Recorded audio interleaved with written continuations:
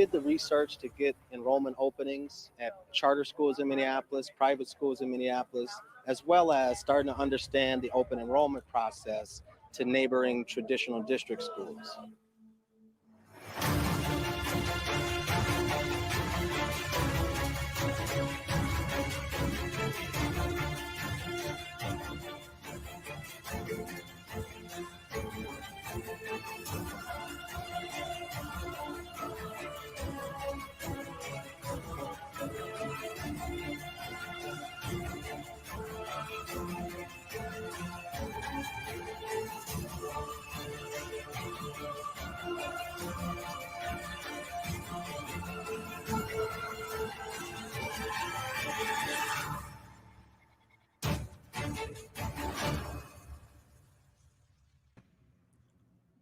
Wake up, wake up. Yeah, yeah, yeah. Sunday morning. We live, Dark Side of Education. I'm your host, Rashad Turner. Thank you for being here. We live on Justice for the Cities, Citizen Ed. We got another good show today. We got a wonderful, real sharp guest today. Christina Laster gonna be joining us. I hope folks got your coffee. I got mine. Let me take this banner down because I want y'all to see something here. Got these new fly Minnesota Parent Union hoodies in. Let me see if I can, model it a little bit. Minnesota Parent Union always holding it down. Shout out to the Minnesota Parent Union team. Before we hop into this show, y'all, today is my daughter's birthday. So I want to send a happy birthday to my lovely young lady, Shia. She's 13 today, y'all. We was partying all night, so I'm a little tired, so I made my coffee a little extra strong today. But happy birthday, Shia. I love you. Keep doing your thing. I'm going to stop right there so I don't get emotional or nothing, you know what I'm saying? But hope y'all been doing all right. Things here in Minnesota ain't too much change when it comes to education here. We still have teachers unions thinking they run the whole system, trying to keep the schools closed. And a lot of times I'll get questions about the teachers unions. And I started to realize that, people have questions as if this stuff, just started yesterday, as if what these teachers unions are doing to our kids just started yesterday. And that's not the case. So I wanted to bring on someone who, like I said, is super sharp. I love just hearing her talk. She knows what she's talking about. And today we're going to get a little history lesson, right? Because the ills of the teachers unions didn't just start last week. That they didn't start with the last strike. That they've been going on, right? When you think about police unions and how a lot of woke people talk about police unions, I always think there's a gap there. Why aren't we talking about teachers unions in the same way? All right, everybody's quick to, call themselves progressives, call themselves woke, and come at the police unions, while for some reason we give the teachers unions a pass. So I'll bring on my guest, Christina Laster. Good morning, Christina. Good morning. How are you? Hey, real good. And I know it's like really, really morning for you. Yes. Know what I'm saying? Because you're out there in California. So I appreciate you getting up early. Not a problem. Joining us this morning. Yes.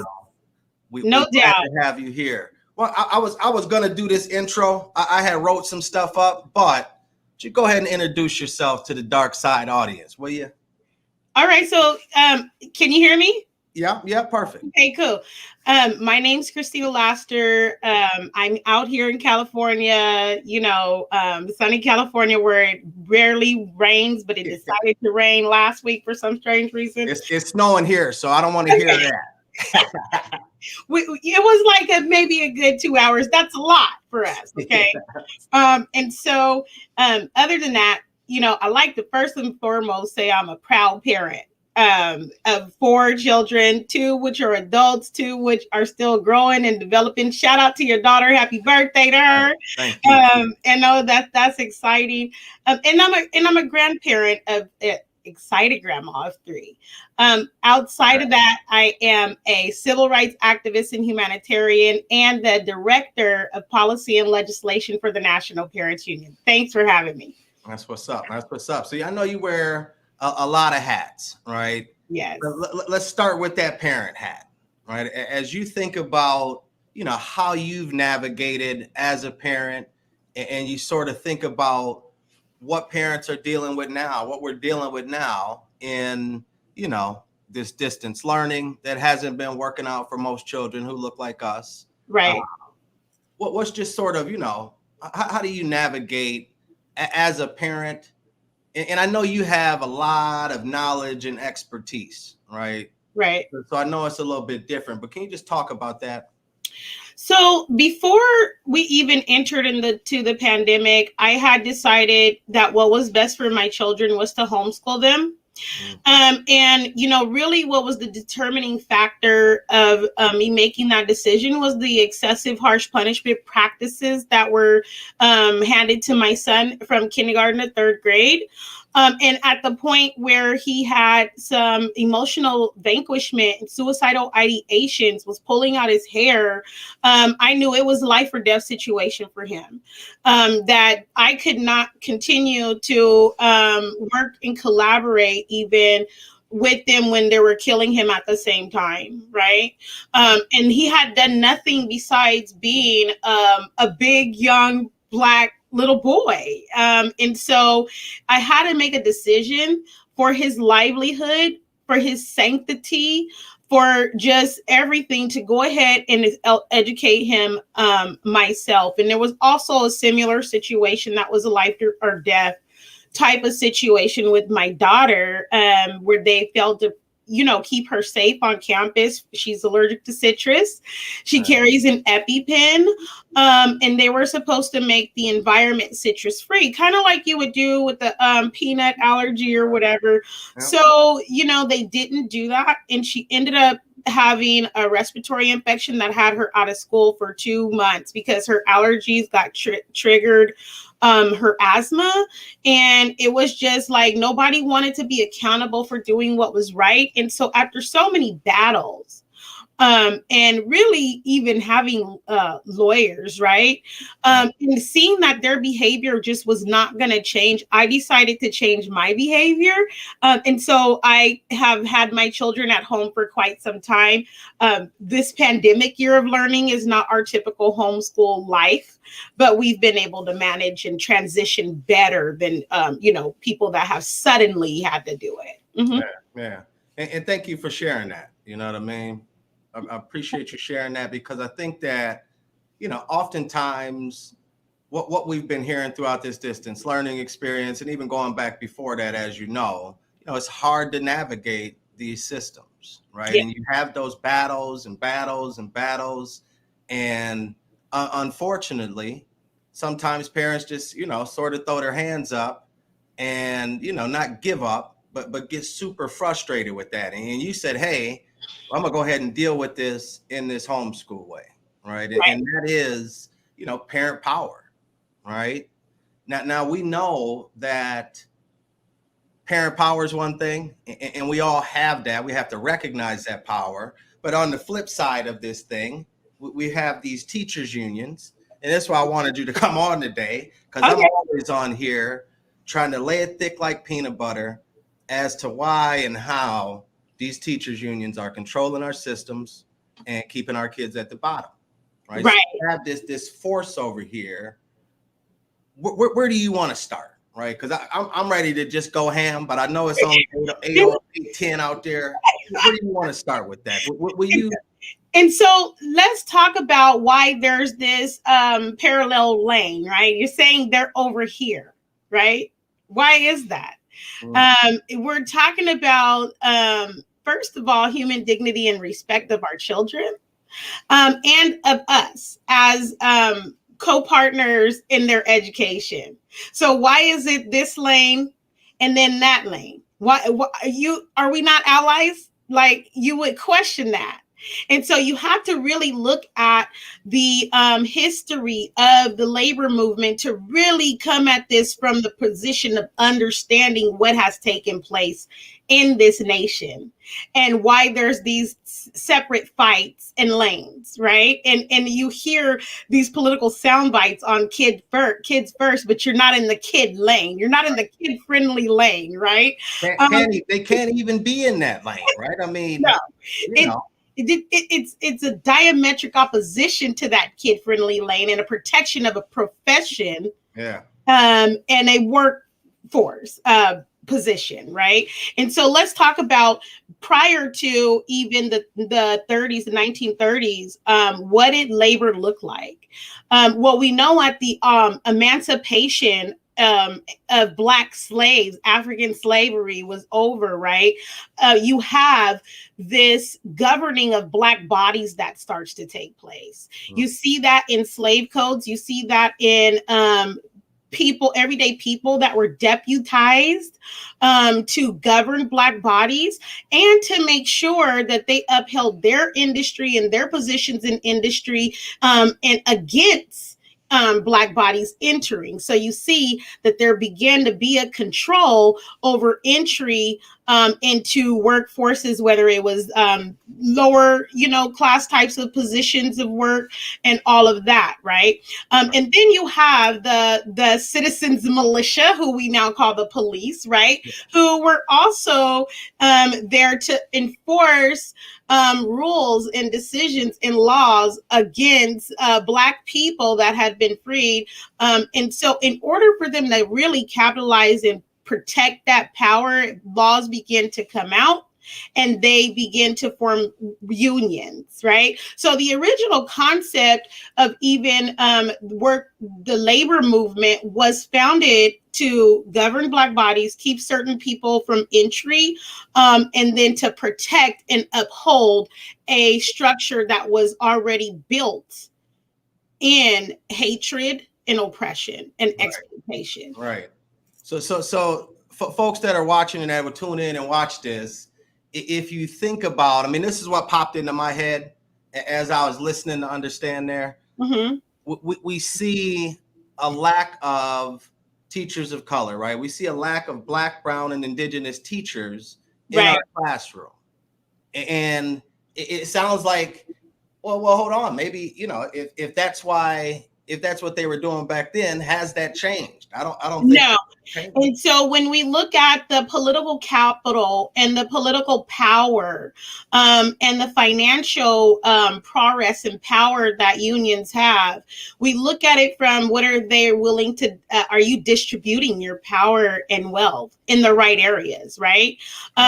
Are they using their political capital and their financial capital to fight against racism, right? Like, or are you just making a statement and showing up for photo ops that say, oh yeah, we're all about equity, but we're talking about a specific form of racism that is tied to the original sins of this nation, slavery and Native genocide. How are you using your political capital, your prowess, your relationships, and in the way of showing that there's going to be policy changes, of showing up in that way? And until you start to see that take place, it's only symbolic that equity dealings. There is a particular form of discrimination and racism that we see taking place every day still here in America. And we're at the height of really calling it out, and that's anti-blackness. Right. How are they using their political capital and their positions of power to lobby against anti-blackness?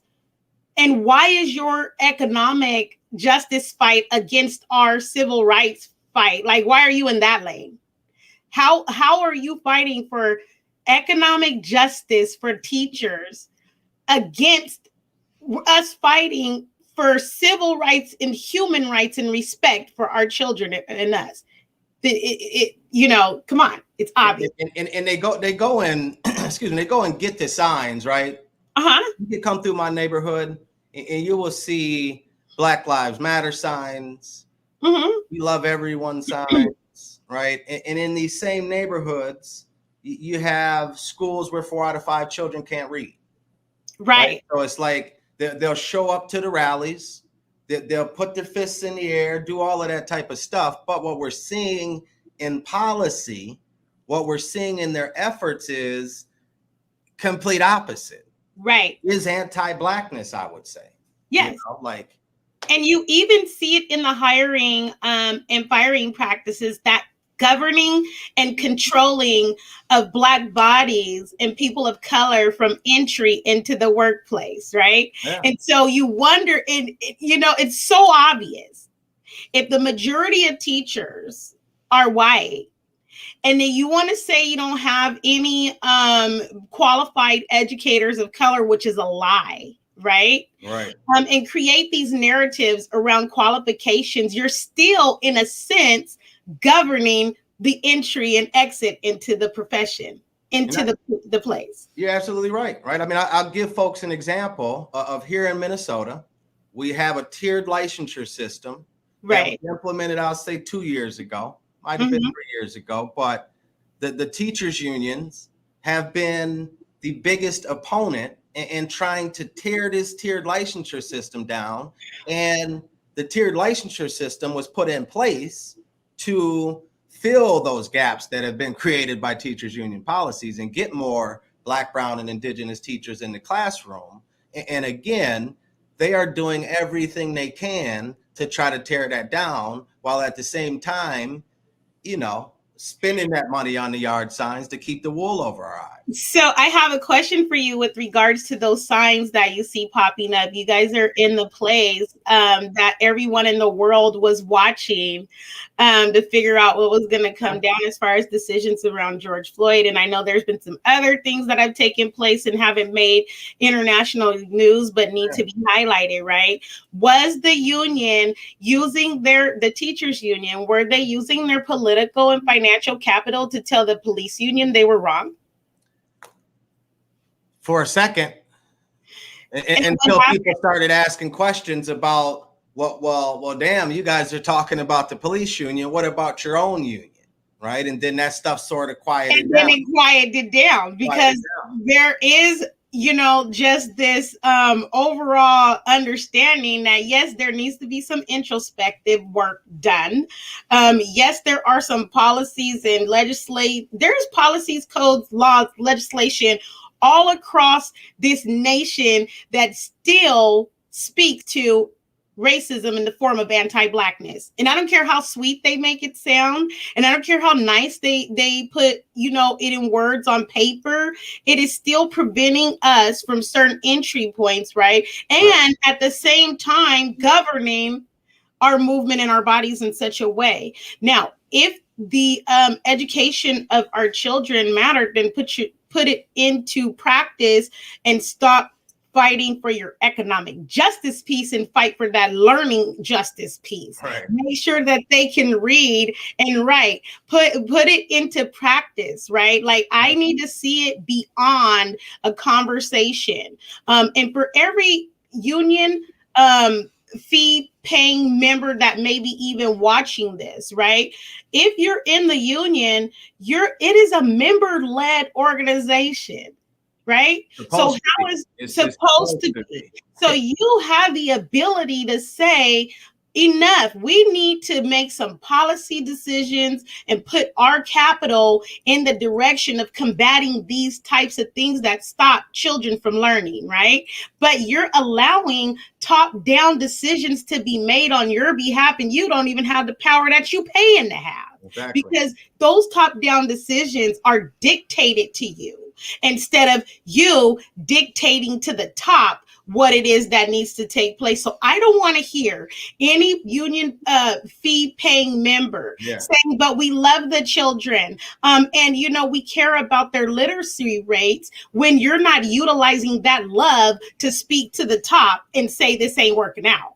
Right. And it's like, I'm with you. Right. Because the one thing that I've been getting tired of over these past couple of weeks is just like these sympathizers. Right. They come on my posts and they're, you know, trying to get Black women and people to educate them for free while they're getting paid, and they ain't educating our children, but they want to be educated by us for free, right?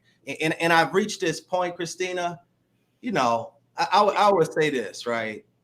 10 months ago, I would have said, hey, unions, you know, we need unions to protect benefits and wages. And I'm starting to lean away from that a little bit, because it's just like they do that at the expense of our children, right? And when you talk to dues paying members, they don't have a clue what's going on, except for this idea in their head that the union protects them, right? The dues teachers pay, they pay those dues, and it ain't going to nothing, right? I mean, their collective bargaining process is meant to serve the whitest and most senior teachers in the district, going back to the governance of the entry and exit and all of that and who they prioritize. So it's just like, I've been pushing teachers here.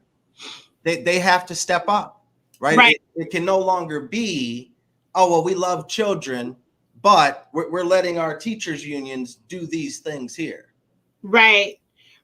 And choosing the side means that when they come out and speak to other unions, you don't back down, right? You don't say, oh yeah, we do need to fix ourselves. No, like, how about all of us have this conversation about fixing our structure? Like, while you're saying that, we all need to use our political and financial capital into tearing down this institutional type of structure.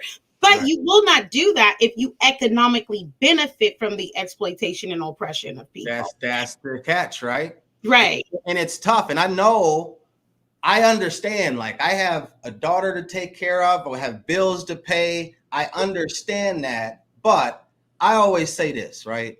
We're fighting, and I like how you said learning justice, right? We're fighting for that justice. I will sacrifice it all to make sure that all of our children here in Minnesota have the same opportunity as my daughter has. Right. To get that quality education that she's getting, and sacrifice, right? It's more than talk, because you mentioned George Floyd, and rest in peace. Yeah. But the teachers union did the same thing when they killed Philando Castile over near my neck of the woods, right? It was the same talk. They did the same talk when, you know, back in my Black Lives Matter days, you know, we did a protest. We shut down the state fair. We did these. They were out there with their signs doing the same talk, and nothing has changed in practice. Right.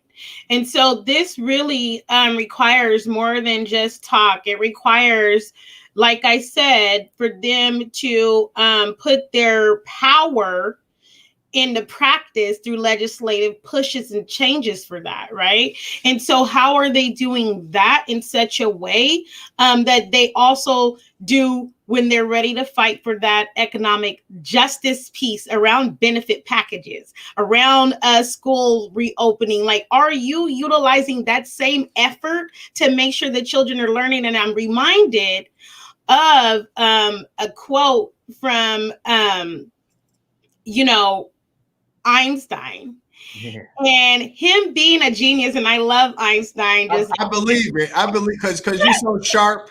Of course, you would say a quote from Einstein. Drop it on us, Christina. I'm sorry that, like, I know y'all probably thought I was gonna give some, you know, I thought with Black History Month coming up, you know what I mean? Well, you know, I celebrate myself all year long. So like, Black history is really for other people to celebrate us if they choose to, but you know, I'm here 24/7, 365. So I just gotta say that, and I'm proud of myself. I could just, don't start, Rashad. Okay. So Einstein said the only thing that hindered his learning was his education. Okay. And that's coming from a genius, right? Yeah. So what we're talking about is the structure and the forced desire to change the way that people think and learn instead of supporting that learning. So I got to repeat that. The only thing that hindered Einstein's learning was his education, right? And so I just, you know, I have to say that in the way that, how are we really pushing for legislative changes, like real legislative changes, the undoing of systems and structures and codes and policies, and different things. Like there was the Macon Davis Act, right, that really governed and controlled the ability of movement with Black construction workers. But you see all of these things that were taking place. Is that undone? Right? We have to look at even the Emmett Till legislative, like, final decision was made when, right? Like, these things can't be assumed to just to have been undone. It can't be assumed that they don't exist. There's housing issues, you name it. And I stay out of that lane, but I don't want to hear about your economic justice talk when we got a whole civil rights, social justice, racial justice movement, and your parallel fight is trying to center around what is going on with teachers and their lives. Right. And we're saying, what about the kids in the education system? And you shouldn't have that much power to dominate this education conversation politically and financially, because that should not be your role, right? That monopolistic type of behavior is, really counterproductive of our children's learning. And that's just a fact. That's like, white power movement. Right? Yeah, it is. They keep things intact. Right. I mean, economic justice, our children will never get to that if they can't read. Right. And I hear all the time, I mean, that's where you will hear unions try to pull the wool over and talk about housing issues. Well, you ain't going to be able to get an apartment if you can't read and fill out the damn application, right? Yeah. You ain't going to be able to get a job. So it's like education, right? And I want to go back to something you said about folks just assuming, right? Mm-hmm. I think there is a trust. I don't know how, but there's a trust of the system. Right. And this is different, within different cultures or communities, but there's that trust there. And it's like, I don't think we can trust the system. We have to trust what we've seen out of this system for however long you want to go back. But we have to get beyond just trusting and thinking that these people have the best interest of our children in mind, right? You said that money piece. I know here in Minnesota, this number is probably low, but they spend upwards of $30-40 million a year, election cycle, to keep or get people in place who will keep their power intact, right? Our governor just came out with this Due North plan. Wasn't nothing. Well, you want to know why it wasn't nothing? Because the teachers unions influenced it. Right? The governor brought a bunch of people together, not no parents, Christina, not anyone impacted by the disparities, but he brought these folks together to talk about how they were going to save Black, brown, and indigenous children. And you know who he brought on? The two students he brought on to talk about how they were going to save us. And I was listening on the radio, so I had to check myself to make sure this was right, but it was right. It was two little white girls. Two white girls, seniors in high school, I think, to talk about this important Due North plan and how they're going to save our children. And they didn't say it in those words. Those are my words. But it's not going to save our children if it was influenced by folks who have to prioritize adults. Right. And so that's why I typically stay away from teacher-centered conversations, because you're trying to dilute the narrative by your economic justice type of fight. Right. And we're talking about a specific tearing down of an institutional racist structure that is counter our children's progress and change. Right. And until we address it from what has happened historically, what has already taken place, and in the beginning that has not been disrupted, that has not been torn down, then they will continue to stay in a parallel lane and will continue to fight for learning justice for our children. But what needs to be understood is that government in this nation had been established that way, right? Who should have power? Right. For whose benefit should that power be had? And the last question, at whose expense should that power be had, right? And so we can't forget that the original foundation of the government was all surrounding power and how that power was going to be distributed. Thus, you see 3 branches of government, right? And you see it at the local level, just those separate structures and entities of government. And make no mistake, public education is another branch of the state and of government, right? And they're definitely going to be compelled to fiercely guard and protect their own power, because that's how checks and balances work. That's how special interests work. And until we as parents teacher center the conversation and make sure our students are centered in that conversation, they're still continuing to fiercely guard and protect their workforce and professional power. I'm talking about what is happening to children, what is happening with our children. And if your conversation that's centered around your profession in the education system is not centered around that, we're not in the same lane. Exactly. And it's like, I've come to accept that, right? I've come to accept the fact that, you know, we're not in the same lane. Right. And in my opinion, folks who love teachers unions, I'm not going to say they hate our children, but I'm going to say, you know, they have an information gap, right? I'll be nice. Information gap. Well, that's nice, but being nice isn't gonna really allow them to see that they're upholding an institutional racist structure, right? And so I'm not gonna be nice, and I am not gonna do it in a comfortable way, because people need to be uncomfortable about upholding the structure that's right. Counter our children. And if they don't like the discomfort, then what are you doing about it to make a difference? And if you like it, then you're continuing to uphold it and just say that, like, I like the economic benefit that I get from your oppression, right? Yeah. Then I'll know how to fight you, because I'm not going to just let you, but don't lie and talk about a white fragility book club and talk about equity and inclusion and diversity. Oh yeah, we're going to be doing an equity, inclusion, and diversity while our kids can't read and write. You're lying. Right. You're benefiting off of their oppression, and that trickle down measurable outcomes, 1% a year.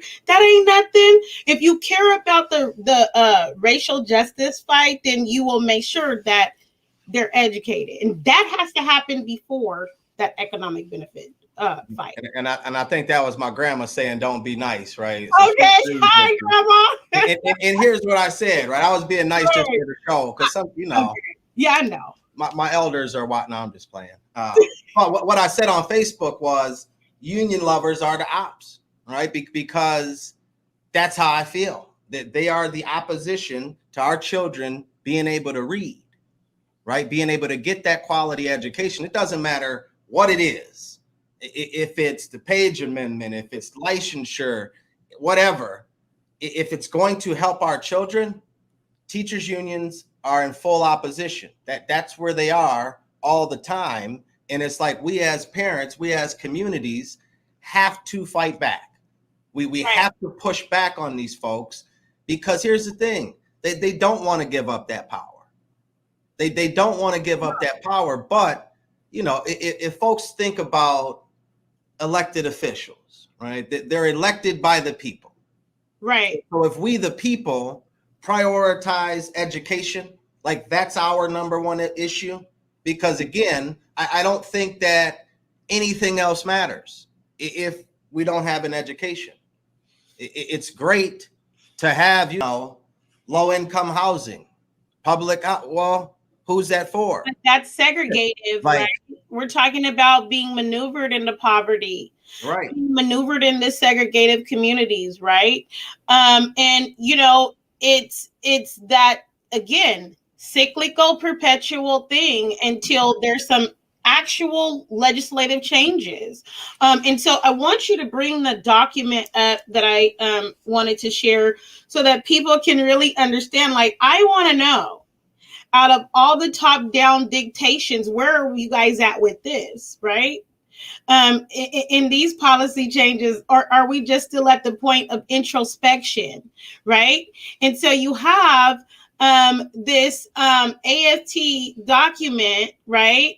and that was in 2020. The one that came out before that was in 2016. Where are we at? Yeah. Where are we at with it?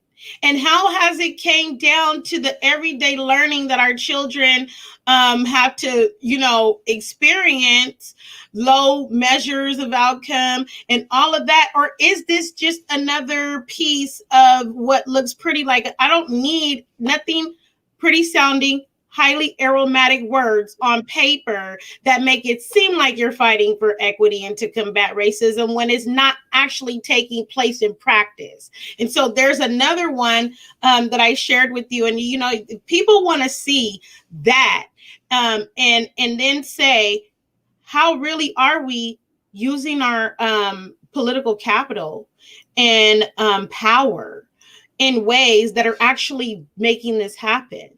Because which one do you want me to pull up? The racial equity? Yes, I think that one is the one from 2016. Or is this just talk? So here is the AFT resolution, right? And you see where they talk about their founding, right? And really, like, you're talking about equal pay for African American teachers, right? Where, again, you hear the words around that economic justice piece, right? Sounds great. It sounds really nice. And so go down a little bit, and there's some facts that are there, right? You look. Whereas Black male students. Right. But we see in the data something totally opposite.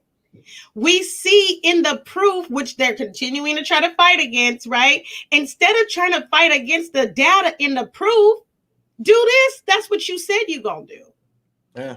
And how are dues paying members holding them accountable for what is happening seriously, right?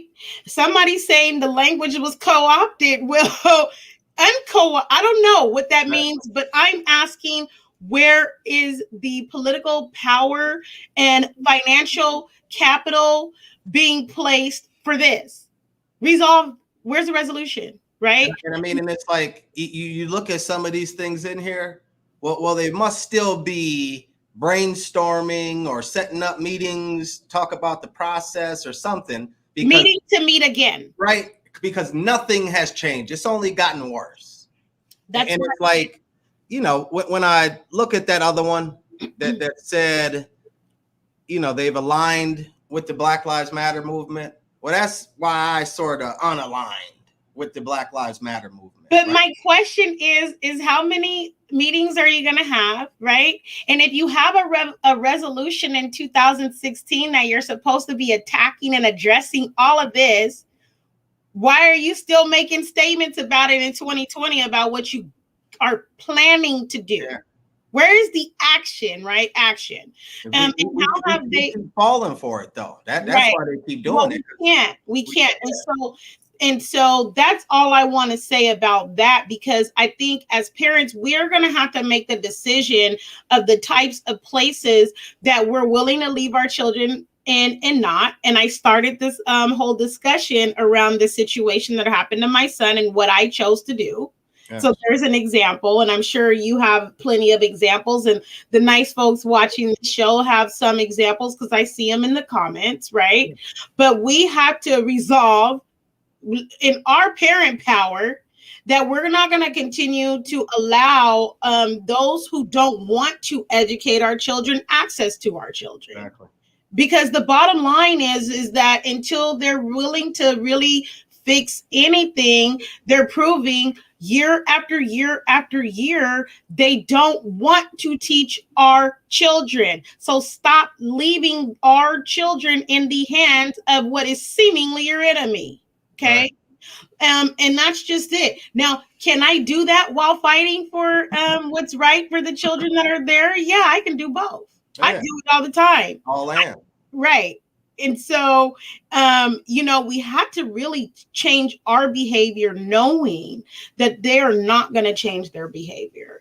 And until we just decide collectively, say enough, right? enough of your teacher-driven conversations and oh, poor teacher. What about my kid? They don't get a K through 12 redo. Right. You got your education already, right? You don't get to come back.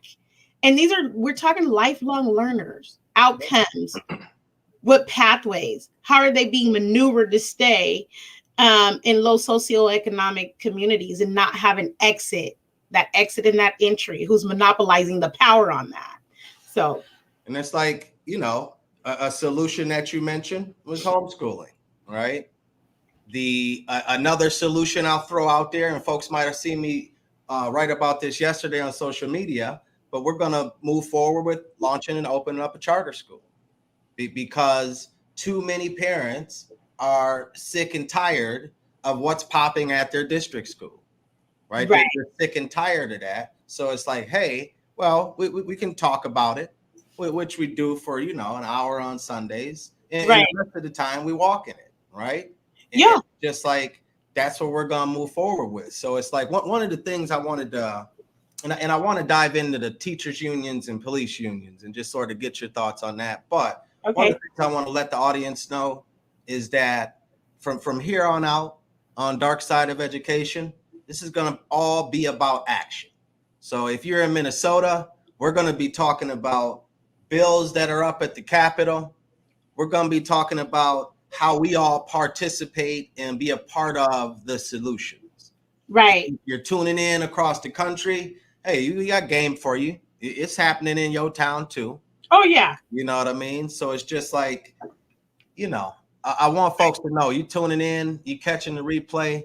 It's all about that action. We have to be the ones to take action. And that's what we're going to do, right? This is Dark Side of Education, y'all. I'm your host, Rashad Turner. We got Christina Laster on the show, dropping that heat, always keeping it a century. That's what you do. 100. So let's talk about this, right? I just want to get your thoughts. Earlier I said, and this is very true here in Minnesota. I don't know what it's like out in Cali, but folks will go after the police unions. They will talk about all they can about how bad police unions are. And we've had some police union presidents here who, they would come to work with their hoods on. So yeah, they were pretty bad. I think the last one's out of there now. But folks don't talk about the teachers unions. I mean, do you see the connection? Is there a connection there, or what's your thoughts? Okay, so first of all, one of the first unions that was established, and let's even go before that, before the establishment of the labor unions, and before the establishment of the New Deal in the 30s and all that stuff. Yeah, there were labor laws that existed, like I said, to govern Black bodies, slave codes, right? Jim Crow. Yeah, those are a type of labor laws, right? That were in existence. And so you have the militia of deputized people to go out and hunt down or govern the movement of Black bodies. And that is the formation of the police, right? And when you see that there's just similarities in the way that they have their language, and the way that teachers unions have their language and dealings, right? There's board meetings where I see them are as allies. Like, why are you at the school board meeting? Yeah. As allies, and what is your interest? Because that hasn't been clear. Why is this meeting closed, right?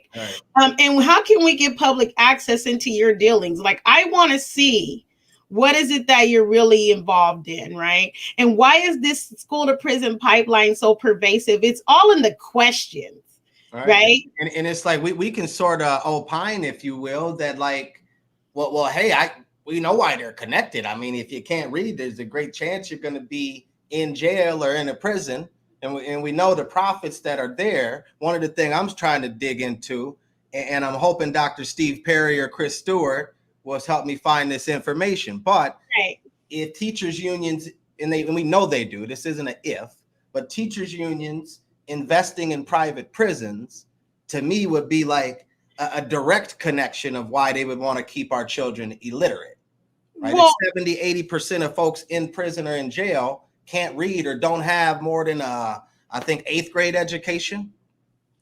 well, I had saw, you know, you talk about, you don't know if California is like Minnesota.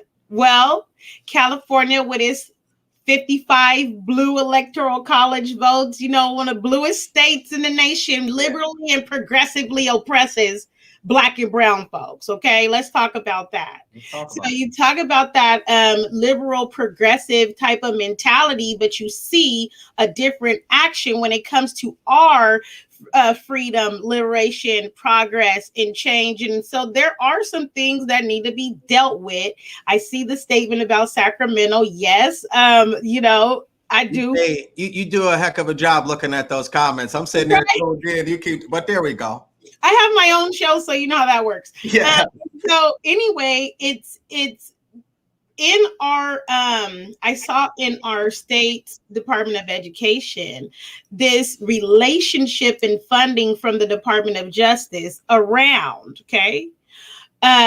mental health and punishment practices. Well, wait a minute. Did you talk to the parents about that? Right? Because we would have said we do not want the DOJ funding any type of work around punishment practices and suicide rates, right? Because how are they doing with their own people that they manage? Exactly. And we know what that looks like and how we have a reasonable lack of trust for the Department of Justice and criminal justice system and the police. We have a realistic and reasonable lack of trust based on evidence, pattern, and history. When I talk about discrimination, you have to have that pattern, that history, that evidence, right? Yeah, and so why then are these same entities having conversations around how to educate our children? And why do they have so much power that their voices matter over ours, right? That they get to have a conversation before we do, right? We got to seize that power back. And the only way that you're going to be able to do that as a parent is by changing your behavior, because they're not going to it's not going to come out of the goodwill and desire. No. Of the system. It hasn't, you know, it hasn't to this point. And it's just, you know, I get frustrated sometimes. Right? Yeah. I get frustrated. But it's one of those things that, you know, we as parents, I mean, we have to reclaim our schools, right? We have to do that. There's no other choice. And it's not going to be easy, right? I mean, they'll, you know, they try to beat us up every day on social media. Oh, we hate teachers, we blah, blah. Like that's a part of it, you know? I mean, the argument could be in the opposite direction, that teachers hate kids. If they want to continue to have that conversation with, you know, we hate them. Well, yeah, you hate our kids. So what do you expect? Right. And so we can't allow those narratives to be drafted on behalf of what we're saying and our children. Our conversation cannot be silenced, censored, or co-opted, right? We are not going to center our compassion and passionate pursuit around what is best for teachers, because that's not our job. Teachers have a union, and we represent us, the parents, in parents unions, right? And our children. And so don't expect us to have a conversation around a profession when we are having a fight of our lives for our children. And I don't feel bad about that. No, and I don't feel bad about it either. And one of the things, like I always say up here, we aren't looking for kumbaya. Right. So it's like, I'm not responding to every comment on Facebook or Twitter or none of that stuff, because we ain't looking for kumbaya. This is a coalition of the willing who are tired of our children not being able to read. And that is the thing where I think here in Minnesota, we got this thing called Minnesota Nice, right? Where it's just like, oh, Rashad, don't point those things out in that way. But I tell them, like, no, we got to point it out in that way, because if we're not, is getting pointed out in another way for us. And that has to stop. It has to. You asked the question earlier about, I forget how you said it, but I have that same question about like, how do our elected officials sit back and let themselves be controlled by teachers union? It's a question I would love to hear an answer from an elected official. But as a people, as parents, we have to think about this, right? We ain't, and I'll never say never, right? I ain't gonna say never. I ain't never gonna say, hey, Minnesota Parent Union's never gonna be able to raise, $30 million and be able to compete with them financially. We might be able to. But we have to understand that they are slanging that money around, and that's what we're going up against. So if we ain't stepping up as parents, things will continue to be done to us, maybe for us, but damn sure not with us. Well, and that's something that if you allow it, it'll continue to happen. But when you put a hard stop on it, it won't, right? And so what is your hard stop going to look like? What is your hard no going to look like, right? As a parent, you have the power and the ability to say, I'm not going to subscribe to this type of systemic oppression, this type of institutional racism. And yeah, I'm willing to, look for something else. You are not forced to keep your child, like I said in the beginning, in situations where they become emotionally vanquished and suicidal. If our kids are pulling their hair out and biting their nails and really regretting that they have to wake up and go to class, that is not the type of environment that is conducive for their learning or their growth, right? We think about it in the terms of learning also being social, emotional development learning, right? What are we teaching our children?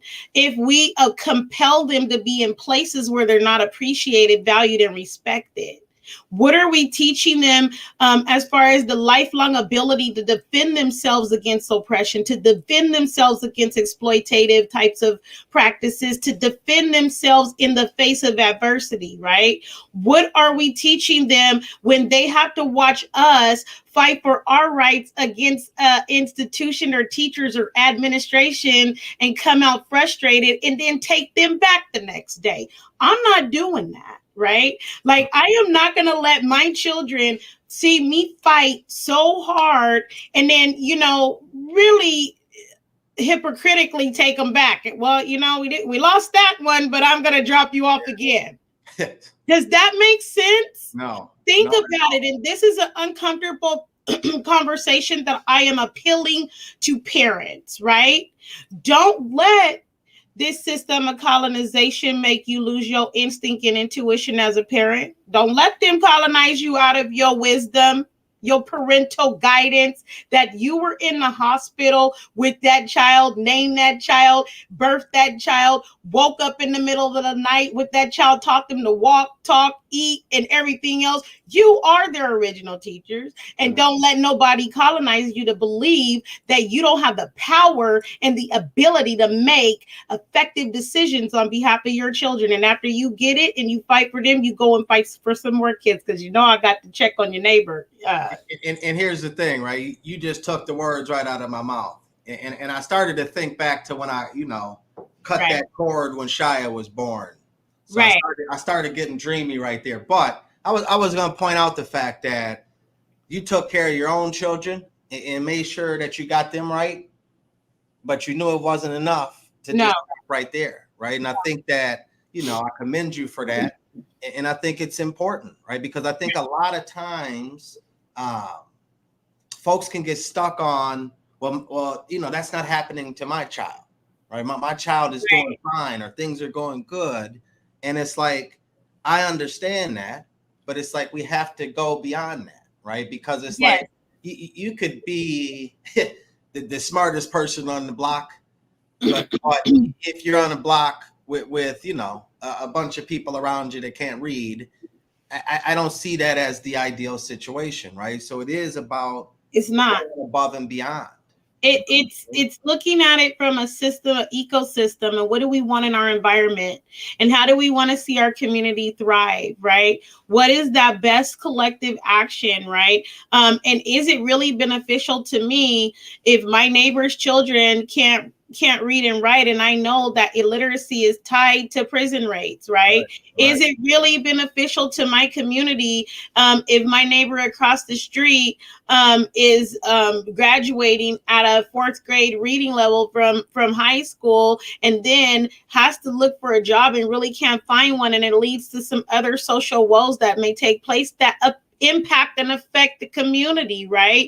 Then that is not a uplift or of empowering anybody. And I like to say it the way that my mentor says it to me: Christina, your kids was gonna make it because they was part of the 33 Black kids that was gonna make it anyway, right? Yeah. And so we don't do this fight for the 33, right? This fight is, what about the other 70 out of the 100? You know, and so when she told me that, it really was profound, because I had to even think of my own educational journey, and I had some great experiences being able to get my bachelor's degree from a great university, and then a master's in business administration. But I didn't see that happening with my children. And so how is the next generation being ushered into real progress and real change if it looks worse than what it did for me? Now, that's something that I'm definitely going to fight. And I know that you guys are committed to fighting too. So we have to have that mentality. And it's like, we love our children. Yes. You know what I mean? Like, I'd say it at the top, right? It's my daughter's 13th birthday. And I just think about all of the things that I would do for her, right? All of the ways that I would make sure she has what she needs, and take that same passion and love and care into this learning justice fight. You know what I mean? And it's, I know I seen Del Rio's comment here. Let me pull this up again. And she's learning by watching you too, right? So, and happy birthday again to her. But she's also, our children are learning by watching our life and how we deal with adversity and how we deal with challenges and how we celebrate. And we're modeling that for them through our fight, right? You don't gotta ask my children about this civil rights movement and what has taken place. They'll tell you, right?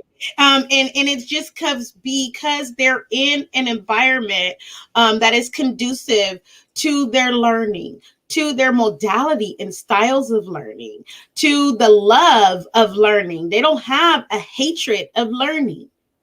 You should have your child in an environment that has a hatred for learning, right? That gives them a hate and to despise learning.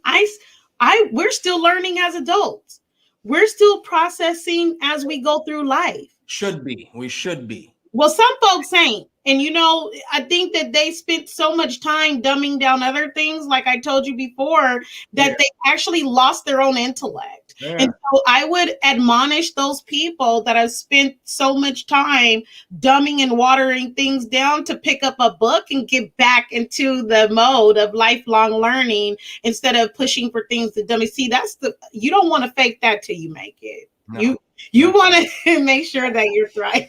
So don't get me started. It's Sunday. I know some people want to listen to some hymns and some psalms and things like that. So I'm just going to, I wanted to pull this up, and I know we got like 60 seconds real quick. Right. Del Rio Swink. When I asserted my rights as a parent in St. Louis, I was falsely banned from the school district. And I wanted to pull this up because this is what parents have to deal with, but we keep pushing, right? Del Rio, I'm sure Del Rio didn't give up, right? But that is the reaction from that system, from any system, when the pressure's on them. When you're over the target, as they say, the pressure, the status quo feels the pressure, right? And they'll try to do something like they did to Del Rio. And I wanted to pull that up because it happens a lot, right? It does. But what can you do to take your battle to the next level? See, because there's levels of battle, right? They've done that.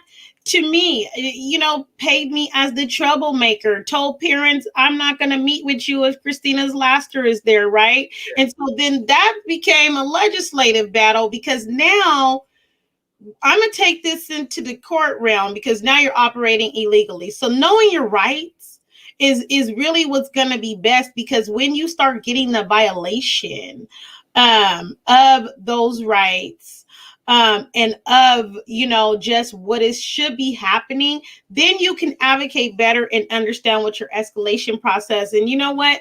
I'm sorry that they did that to you. I've been kicked out of better places. And so don't worry. You were doing the right thing to get banned, and you keep pushing and you keep empowering other parents. Right. And then sooner than later, other parents will be, sitting there, and they can't kick you all out. Like, they can try. Right? But it happens. It really does. But we must pursue, and we must use various means to pursue. Before we end, I want to remind us that the civil rights movement in the 50s and 60s was one that was fought in the courts, in the streets, in the churches, in the neighborhood, right? And then it was in all areas there was a fight.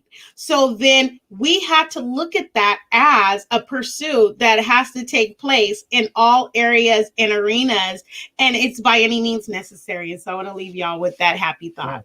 I appreciate you. I'm gonna pull this up. I thought this was funny. Chris Baker here. Now, can I collect tithes and offering? You can't, Chris, but I will. So I'm gonna drop the Minnesota Parent Union. If you got $1, if you got $20, $100, whatever you want to give, you can go right there and make a contribution to Parent Power. Right?